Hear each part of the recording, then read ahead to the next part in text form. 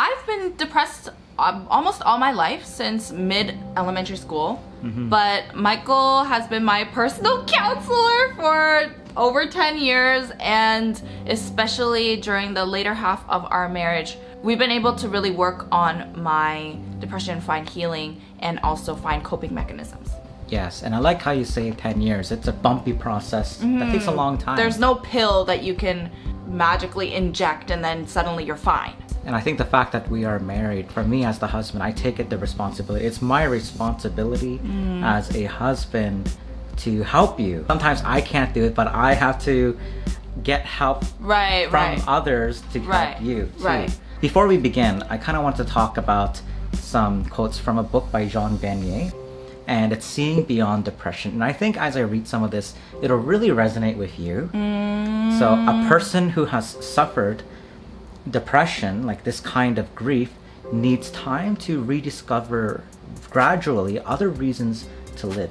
And you had such I wouldn't say necessarily traumatic, but extremely neglected childhood. Yeah. Your mother's childhood experiences clenching my jaw. were traumatic. Right. So I don't want to re-traumatize you here right now. I realized, like, hey, I need to help you rediscover other reasons to live. And it's not just a simple statement like, oh, just believe in God, just think happier, be more positive. It's a lot more integrated than that, right? So in order to emerge from the state of loss and grief and begin a new life, people need not so much a therapist as friends who are prepared to walk with them. That's very interesting. Grief. So I guess in this book, the author was equating depression with a form of grief, a heavy form of grief. Yes. And some people experience depression after some fallout in their marriage, or they experience depression after their pet passes away. It can also be biological. They're more prone to have depression. Right. I think maybe for me, I'm grieving myself. I'm grieving my life. Growing up, my life, it was just not worth living. And so I'm grieving the stupidity of my life. That was my constant state of my depression. Yes. And that kind of reminds me, Jim Carrey said in a podcast, like, depression is your body needing deep rest. That's why you're depressed. I have to join you. I have to walk with you through the deep rest. Instead of telling me, hey, why are you in that dark cloud? Get out of the dark cloud. You're actually coming into that fog and just sitting there with me. Yes, but that's also very hard as a spouse. And I mean, it affects anybody, you too, and your health. Other aspects of your health. Because I'm sure even as a parent, like, there's always a level of stress as a caregiver, caretaker, the helper. To love someone is to show them their beauty, their worth, and their importance. Because they don't see it. He talks a lot about children here. Like, the beauty of children lies precisely in their fragility and their weakness. In order to live, they need to be protected, nourished, and loved, especially by their mother and father. Now, that was the exact opposite for my mom, for me. And if children feel loved, they feel secure and peaceful. They smile. They respond to the love of their parents with love and trust. So basically, to love someone is to show them their beauty, their worth, and their importance. I think you were really drilling that in me. Like, ever since we met, who cares what people think about you or say about you? The world can hate you, but all that matters is that you are queen inside. Right. Even before we were dating, you were always kind of not preaching, but really showing that. Showing that value, the inherent value that we have as people. That I didn't see in myself. It's interesting though that I only really became to love myself 2021 and really see my own inherent value. So it did take like 12 years. I see it. I'm mind blown. It's crazy. Now we'll get to there. Like, it's like, just that's healing. Astonishing. But healing. It took 12 years. It took a long time, and it's good though. Like, it's worth it. You have to. You have to. Like, for you, you didn't have the support for so long, right? Then you think that it's all your fault. You're the source of the trouble. You're the source of these feelings. The source of the depression. And so you develop a negative self-image and terrible feelings of guilt. And you feel guilty that you even exist, right? Broken relationships create anxiety, loneliness, and fear. And it's because children have very extremely vulnerable hearts. And we're very social creatures to begin with. Yes. You're sweating so much. Look at us sweat. Oh my gosh. It's intense. This is the sweat of all the years of turmoil. The author concludes, to get out of depression, which is kind of like an imprisonment, first of all, we must want to do so. We also need a good therapist. Okay, you need a good support system. You need professionals. Right? Yeah. And even more important, you need a network of friends, family, like loved healthy, ones loving relationships who accept you and who are able to walk with you through the process. Like compassion means to suffer with people who can, in a sense, walk. It doesn't with mean you, poor you. Suffer with you. Yeah. It's just to be there. I'm really trying not to cry this video because I don't want to ruin my makeup. I really like this makeup look. It's a very different feel. Yeah. So I'm really trying not to cry, okay? But I would be crying probably 5 times by now. You were more recently diagnosed. Right, but 2020. The psychotherapist, the doctor said, yes, hey, you probably had it since you were a child. Yeah, 7 years old. But it's coming back because of postpartum. Well, 2019, 2020 was very difficult. It was really hard for us. Right? Yeah. It was hard for the marriage, hard with the kids, hard just in general. Life was hard. Hard for work. Because you were surviving just to live hour by hour, right? No, it was like 15-minute increments. I would just be like... You would have these waves of depression.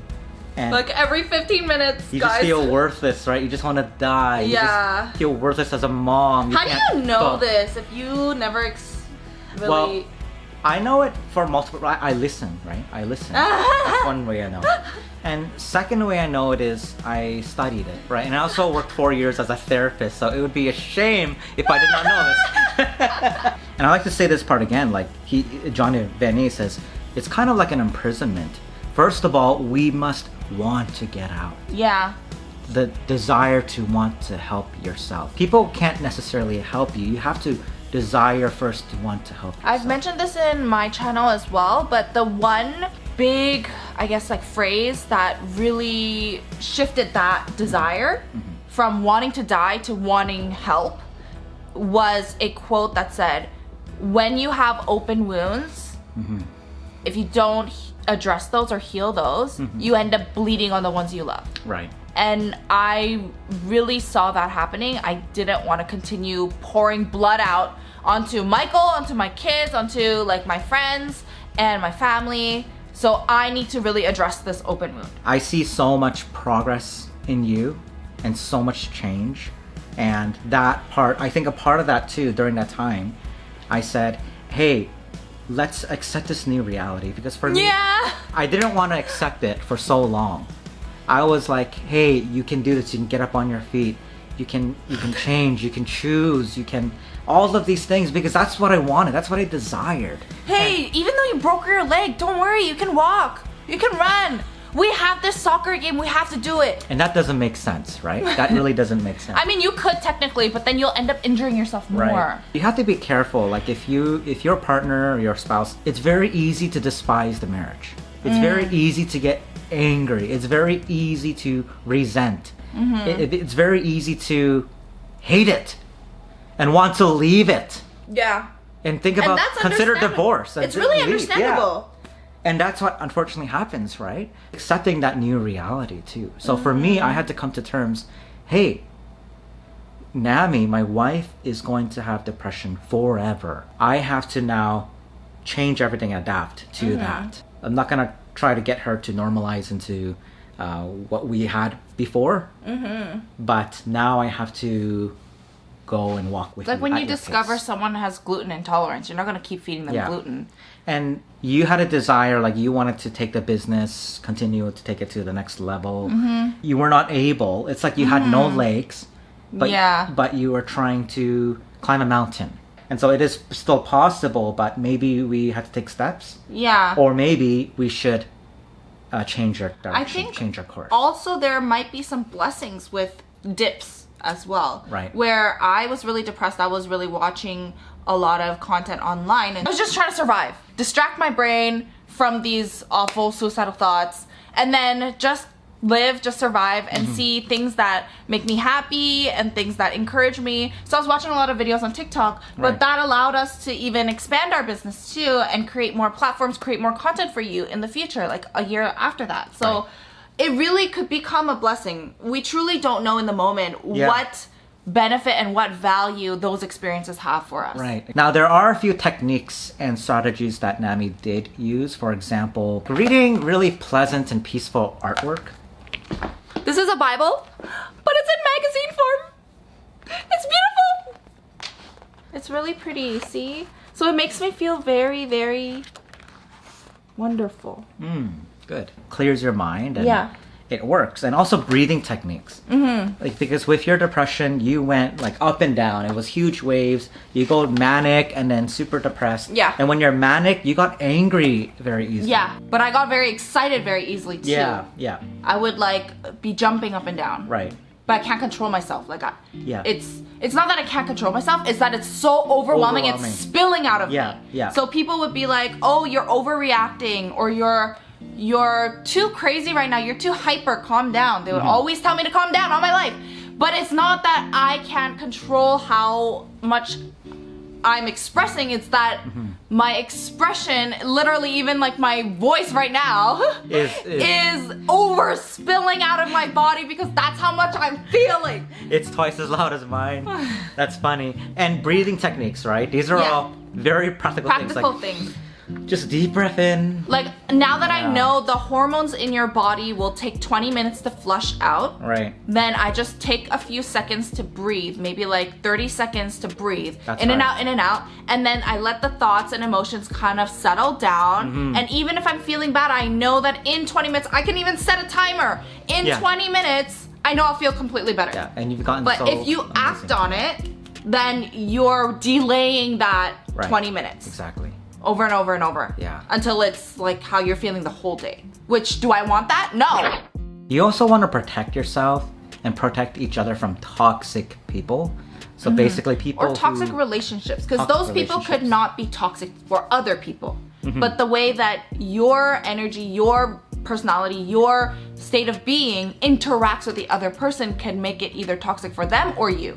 Yeah, so people who might act pretentiously against you, shutting you down, gossiping against you, just making you feel less and absorbing you out. Like, you feel drained. You feel like worse as a person after being with them, after meeting with them, after talking with them. After socially interacting with them. It's not worth that. It's just totally just disconnect those people out of your lives, because anyone trying to pull you back is already behind you.